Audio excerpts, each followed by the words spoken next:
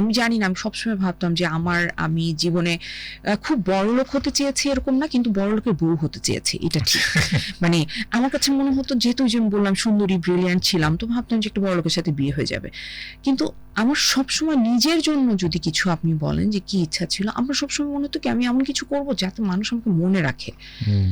So এটা কিন্তু আমার একদম একেবারে মন থেকে হওয়া একটা একেবারে অনেস্ট নিয়ত, এবং সেই নিয়তটা আল্লাহ কিভাবে কবুল করেছে আপনি বলেন। একটা 34 বছরের বয়সের মহিলাকে একটা রেহানা মারিয়াম নূর বাংলাদেশে নাই হইতে পারতো, এটা একটা অন্য কোনো গল্প হইতে পারতো, তাই না? সেখানে আমি কাস্টিং নাও হইতে পারতাম।